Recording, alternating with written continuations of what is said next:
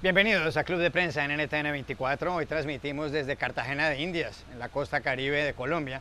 Es un día importantísimo porque este lunes se firma el acuerdo de terminación del conflicto entre el gobierno del presidente Juan Manuel Santos y las FARC, un conflicto que empezó en 1964, el conflicto más antiguo, 52 años, en el hemisferio occidental. Y tenemos a dos invitados muy especiales hoy en el Club de Prensa. En primer lugar, Laura Gil, analista política, uruguaya y colombiana. Bienvenida, Laura, a este programa, como siempre. Mil gracias por la invitación, Juan Carlos. Javier Lafuente, corresponsal del diario El País de Madrid, bienvenido también. Gracias. Bueno, han seguido ustedes muy de cerca las negociaciones por 4 años que ha llevado adelante el gobierno del presidente Santos con las FARC en La Habana, y llega este momento de la firma. ¿Qué significado tiene eso para usted, que ha estado tan cerca de todo esto? Pues para mí un significado muy emotivo, Juan Carlos, porque yo voy a cumplir mi tercera década aquí en Colombia, me siento colombiana, todos los afectos míos están en este país y sinceramente nunca creí que iba a llegar el momento. Javier, ¿para usted qué es este momento? Porque tiene usted una tesis singular en un artículo en el diario El País. ¿Qué significa esta fecha? Bueno, por un lado, en lo personal, creo que esa palabra tan manida que es histórica, que recurrimos demasiado quizás los periodistas, pero esto sí lo es digamos un evento histórico, pero es una paradoja que por lo histórico que es, no sea el fin de todo. O sea, la firma de un acuerdo de paz debería ser la conclusión, el inicio de una nueva etapa, pero todo marca que depende todo de lo que pase el próximo domingo en el plebiscito. Va a marcar si esto realmente es el fin, el inicio de algo nuevo o no. ¿Cuál cree usted que va a ser el resultado del plebiscito? Cuando empezaron las encuestas, ganaba el no. Incluso en alguna que hizo RCN Radio, RCN Televisión, la revista Semana, ganaba el no con algo más del 50% o con el 50%. En encuestas más recientes, el sí empieza a superar al no, incluso por más de un 10%, por más de un 15%. ¿Qué cree usted que va a pasar ese día? Yo creo que gana el sí. O sea, la verdad es que tengo pocas dudas de que gane el sí. Yo creo que tendría que pasar algo aquí muy raro para que él no ganara. El problema es por cuánto gana. Y si la derrota no es absoluta, del no es absolutamente aplastante, la oposición sigue ganando, porque Uribe se va a ubicar como el garante de la implementación de los acuerdos, tanto para los que votaron no como para los que votaron sí. Entonces, si además de conseguir la aprobación a los acuerdos, lo que se quiere es mandarle un mensaje a la oposición que se tienen que sumar al bus, tienen que ganar por 20 puntos. ¿Cree usted que el sí debe ganar arrolladoramente, como dice Laura? Porque hay quienes piensan que si el no saca una votación alta, justamente eso servirá para que haya más vigilancia sobre las FARC y para que la oposición, encabezada por el expresidente Álvaro Uribe, tenga los ojos más abiertos. Bueno, esa teoría es cierta y es entendible, pero yo desde luego estoy más de acuerdo en la línea de lo que dice Laura. Creo que tal como ha sido la campaña de todo este proceso de negociación y tal como ha sido la campaña del plebiscito, creo que para que lograr una buena implementación y digamos, los próximos 2 años se necesita una victoria contundente del sí para tratar, digamos, de, al menos durante un tiempo, hasta las próximas elecciones, acabar con ese debate de seguir con el sí o no y bueno, que haya una refrendación contundente y clara de los acuerdos. Laura, adelante. No, es que, Juan Carlos, todo proceso de paz, toda implementación encuentra problemas, hay muchísimas dificultades. Cuanto más que este acuerdo impone unas cargas fiscales muy fuertes, entonces va a tener problemas. Y el gobierno, y el que venga, va a necesitar cierto espacio político para poder lidiar con esos problemas. Si la votación es muy ajustada, no lo va a tener. Hay mucha especulación sobre qué va a pasar en ese plebiscito, como veníamos hablando. Se necesitan más de 4.200.000 votos a favor del sí para que se pueda activar, digamos, el acuerdo de terminación de conflicto que se suscribe hoy.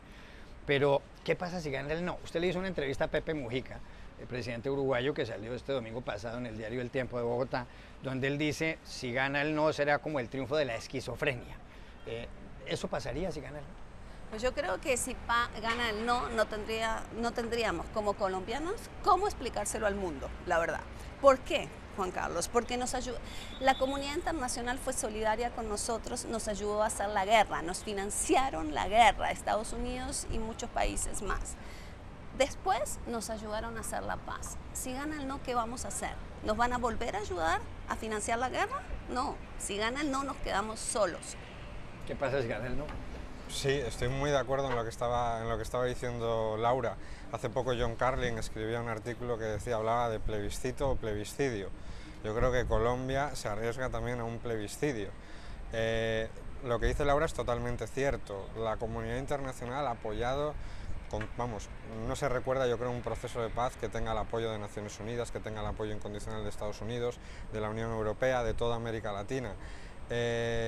Si se gana el no, ya no solo cómo se continúa con la guerra, sino también cuando vuelva a haber otra negociación. Yo no creo que se puedan renegociar estos acuerdos. Cuando vuelva a haber una negociación, ¿realmente va a haber el mismo apoyo de esa comunidad internacional? ¿Van a volver a confiar en Colombia? Ya regresamos a Club de Prensa. Volvemos a Club de Prensa en NTN 24 desde Cartagena de Indias, en la costa caribe de Colombia, en esta fecha en que se firma el acuerdo de terminación del conflicto entre el gobierno del presidente Santos y las FARC. Mencionaba usted, Laura, hace un momento que si gana el no en el plebiscito, la comunidad internacional posiblemente no va a volver a apoyar a Colombia. En este caso, las Naciones Unidas, el Consejo de Seguridad, va a estar supervisando la entrega de las armas de las FARC. Ha habido apoyo de los Estados Unidos, del presidente Barack Obama, ha habido apoyo de John Kerry, el secretario de Estado, ha habido respaldo de la Unión Europea. Imagina lo patético, Juan Carlos. A ver, ya hay una misión de verificación desplegada. Ya está la misión de Naciones Unidas desplegada aquí, esperando. El día D es el día que se firmen los acuerdos, es decir, en unas horas ahí, enfrente nuestro. Se van a firmar los acuerdos, empieza todo el proceso de concentración de la FARC empieza la declaración de cuántos son, cuántas armas tienen, entonces hay todo un cronograma súper específico. Si el domingo que viene gana el no, imagínate tú en el país, la foto, los observadores de Naciones Unidas subiendo al avión de regreso porque no va a haber nada que verificar. ¿Puedes pensar en una foto más patética que esa? Es una incertidumbre total. Yo, poniendo el caso de Europa, recientemente el Brexit, sigue habiendo una incertidumbre ahora mismo de que nadie sabe exactamente qué va a pasar. La Unión Europea no le acaba de dar un ultimátum a Inglaterra y Inglaterra no sabe muy bien, pero estamos hablando del Reino Unido. Yo, la verdad, no creo con Colombia, lo que dice Laura, toda esa misión que ya está en marcha, digamos, el no es una incertidumbre, no sé dónde vería que se vota sobre un sitio, dar una oportunidad o una incertidumbre peligrosa, porque estamos hablando, al contrario de la comparación siempre con el Brexit, al fin y al cabo es una decisión política, económica, etcétera, pero aquí hay unas armas detrás de todo ello. ¿Y sabes lo peor de todo, Javier? Es que es un plebiscito absolutamente innecesario. No había razón alguna jurídicamente para estar en estas. Lo hizo el presidente Santos porque se comprometió desde el principio a que iba a consultar a la ciudadanía, aunque no está obligado legalmente ni constitucionalmente a hacerlo. Yo creo que la oposición lo presionó tanto que él creyó que prometiendo la refrendación le daba un espacio político a la negociación, espacio político que la oposición nunca le dio a la negociación. Y también parte de una lógica que es, claro, ¿quién va a votar que no a la paz? O sea, ¿quién se va a posicionar en contra? El otro día yo le hacía una entrevista a Ingrid Betancourt, que ahora pues, obviamente desde Francia, lo ve desde fuera, y ella decía, lo extraño, y eso me preguntan a mí mucho desde España y tal, lo extraño no es que se firme la paz, al fin y al cabo, después de 52 años de guerra, 4 años de negociaciones. Lo extraño es que haya gente que diga que no, sobre todo para un extranjero es algo que cuesta entender. Pues mire, perdone Juan Carlos, Adelante. a mí yo creo que tenemos que ser muy claros sobre lo que está pasando con el sí, con el no. Yo creo que más allá del discurso de la impunidad, de los sapos, yo creo que lo que hay es francamente, como hay en todo proceso de transición democrática o posconflicto, unas élites que se aferran a sus privilegios. Y eso es lo que tenemos aquí. ¿Quiénes son esas élites? ¿Cuáles son? Pues las élites, por ejemplo, terratenientes, los que están diciendo que aquí se van a feriar 20 millones de hectáreas, por ejemplo, que es parte del discurso. O sea, si uno mira el acuerdo de tierras, en ese acuerdo, Juan Carlos, no hay nada revolucionario, no hay una revolución agraria, no hay una reforma, no hay nada. Son cosas que el país tendría que hacer en términos de tierra, con acuerdo o sin acuerdo. ¿Por qué está alborotando tanto esto al capital económico? Pues sí, porque van a perder privilegios, van a tener que decir la verdad, van a tener que contar qué pasó con esas tierras durante el conflicto. Yo quiero ver la opinión de ustedes sobre la crítica más seria que se le ha hecho al proceso de paz. No solamente de parte del expresidente Álvaro Uribe y de algunos otros dirigentes políticos colombianos, sino de ONGs defensoras de derechos humanos como la más prestigiosa en Estados Unidos, que es Human Rights Watch. El director para las Américas, José Miguel Vivanco, ha dicho que esto es una piñata de impunidad, que no se sostiene desde el punto de vista jurídico que un hombre o una mujer que ha cometido un delito de lesa humanidad termine sin pasar un solo día en la cárcel, sea objeto de una restricción efectiva de la libertad, que es lo que dicen los acuerdos, termine viviendo en una localidad, en una población en Colombia, pintando una escuela, por ejemplo, dice el señor Vivanco, para resarcir su daño con la sociedad o el daño que le causó a la sociedad, y que finalmente termine sentada en el Congreso de la República. Dice Vivanco que eso es una vergüenza. Desde luego, en todos los procesos de paz hay que tragarse sapos, ningún proceso de paz es perfecto, incluso en España, aunque es un caso completamente distinto, tras la guerra civil de 1936 a 1939, con unos 400.000 muertos, hubo amnistía total para todo el mundo. ¿Qué tanto cree usted que son válidas esas críticas sobre la impunidad? ¿Hay impunidad en este acuerdo? Bueno, no sé si válidas, desde luego respetables son, el señor Vivanco, pero también hay que tener en cuenta que el señor Vivanco representa a una ONG de justicia, no a un gobierno que tiene que negociar y que tiene que buscar la salida de un país. Entonces, un proceso de paz después de 52 años, nadie se va a sentar a negociar para decir yo voy a ser el primero en ir a la cárcel. Eso me cuesta bastante creerlo. Entonces, mencionabas, Juan Carlos, el caso de España. Yo creo que aquí, aparte del contexto y todo, hay una gran diferencia que no ocurrió en España, por ejemplo, y es que aquí se van a someter a un tribunal. Van a haber una dosis, se espera, que eso va a ser para mí el gran reto, de verdad, de esclarecimiento, para resarcir, pero sobre todo para preguntar lo que ha pasado. Eso, por ejemplo, no ocurrió en España. La amnistía incluyó también un silencio. Entonces, entiendo que el señor Vivanco, por la ONG que representa, Human Rights Watch, muy respetable, tenga esa opinión. Pero también hay que decir que solo es una ONG de miles que hay y muy prestigiosas.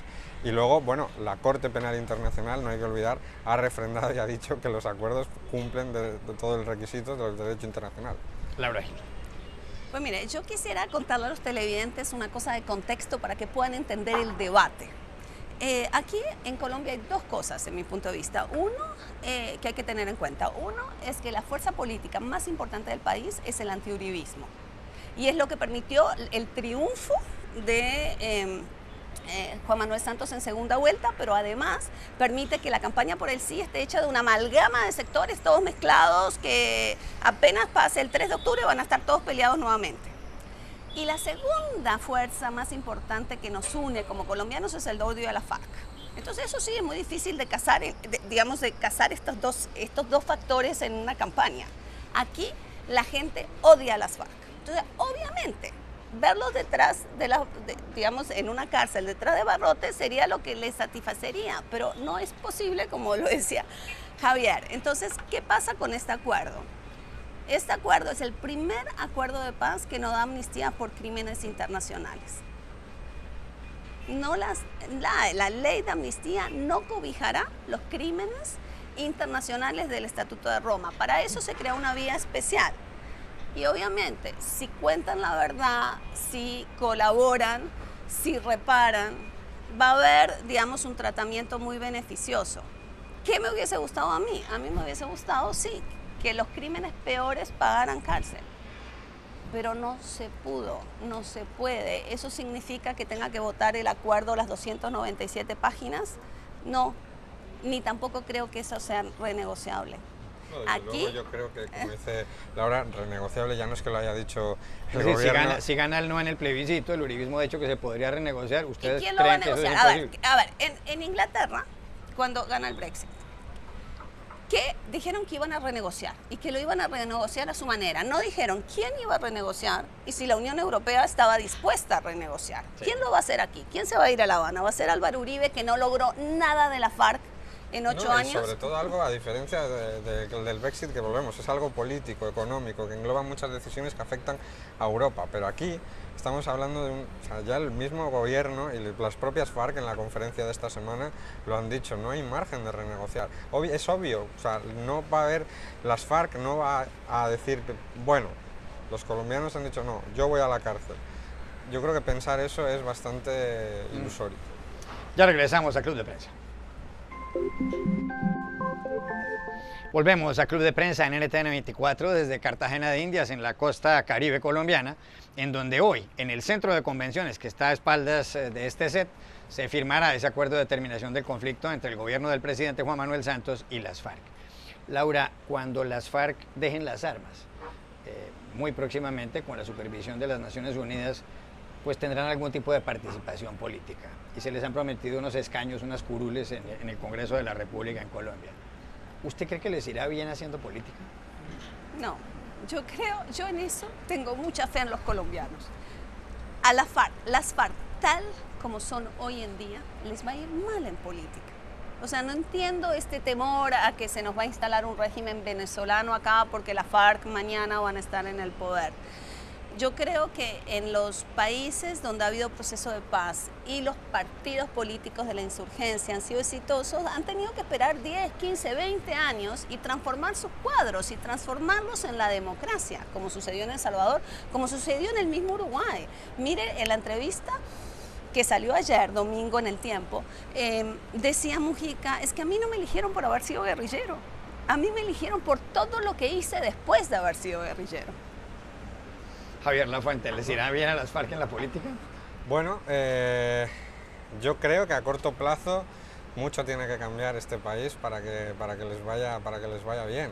De todas formas, un poco en la línea de lo que decía Laura, se abre una nueva era también política en Colombia, van a surgir, pues una izquierda tendrá que surgir medianamente fuerte, no estigmatizada, por las armas, etcétera, aparecerán movimientos sociales, aparecerá mucha gente joven que ahora mismo no hay en la élite política. Y luego antes mencionaba ese miedo que hay a un castrochavismo, a un régimen de Venezuela. Primero, me parece un poco, yo que he tenido que ir en el último año varias veces a Venezuela, hablar de que Colombia puede ser Venezuela, eso sí que tiene que cambiar muchísimo para que eso ocurra. Y luego una cosa, hemos visto el deterioro de Venezuela en los últimos 4 años. Dentro de 2 años probablemente Venezuela ni siquiera sea la Venezuela de ahora mismo. Ojalá mejore algo, no vaya peor. Entonces, a mí ese argumento del castrochavismo realmente me parece demasiado incendiario, demasiado preocupante y sobre todo completamente falso y erróneo. 2 preguntas finales de política. La primera, si gana el sí en el plebiscito, ¿qué va a pasar con la oposición en Colombia? ¿Qué va a pasar, por ejemplo, con el bloque muy grande que encabeza el expresidente Álvaro Uribe? Pues depende cómo gane. Si gana apretado, yo creo que el presidente Uribe va a seguir siendo una piedra en el zapato muy grande. Si hay una votación muy amplia del sí, yo creo que tenemos el peso, la autoridad moral para decirle a esta oposición, usted se tiene que subir al bus, ayudarnos a verificar la implementación, pero se tiene que subir al bus y no más campaña sucia. Es que la campaña ha sido muy sucia, Juan Carlos. ¿Qué pasará con el uribismo si gana el sí? Obviamente va a depender de la diferencia, ¿no? Como decía Laura. Pero también, aparte de que, vamos, todo lo que ha dicho Laura, que lo estoy completamente de acuerdo, hay un factor y es que sería otra elección más perdida por Álvaro Uribe, por el partido que representa o por su apuesta. Habrá perdido la candidatura presidencial. Las elecciones provinciales del año pasado fueron un mal resultado para el Centro Democrático, pero se esperaba. Entonces, otra victoria también le resta, digamos, en la teoría sobre el papel, le restaría mucho poder. Obviamente, queda claro que no, que sigue teniendo unos millones de votos que son respetables, porque también hay que decir que la gente puede votar que no, obviamente. Yo creo que lo que tiene que hacer Colombia es votar, pero siempre con unos argumentos y no cayendo un poco en esa campaña de la que hablaba Laura. Una última pregunta para respuestas de 20 segundos de cada uno. En este país el deporte nacional es preguntarse quién va a ser el próximo presidente de la República. Y aquí hay candidatos fuertes. Germán Vargas Lleras, el vicepresidente de Juan Manuel Santos. Hay otras personas que consideran que puede ser alguien del uribismo. Por ejemplo, Iván Duque, un senador, o Carlos Holmes Trujillo, otro senador. Otros piensan que podría ser alguien nuevo, o un outsider, como se diría en inglés, como Sergio Fajardo, quien fue gobernador de Antioquia. ¿Cuál es su apuesta? No, yo creo que el uribismo no tiene ninguna opción de una presidencia. Gane, sí, gane, o sea, yo creo que ellos son minoría, una minoría muy disciplinada, pero minoría. Y creo que hay un perfil que se está imponiendo incluso más que el de Germán Vargas. O sea, yo creo que estamos entre Germán Vargas y Humberto de la Calle. El jefe negociador. 20 segundos. Yo, teniendo en cuenta el último año en mi país y la experiencia de los 2 últimos años de la política, creo que puede cambiar demasiado desde 2018 como para arriesgarse por un candidato ahora. Claro. Gracias, Laura Gil, por haber estado en el Club de Prensa, y gracias, Javier Lafuente. Y los espero mañana, nuevamente desde Cartagena, en donde está ocurriendo algo que de verdad es histórico.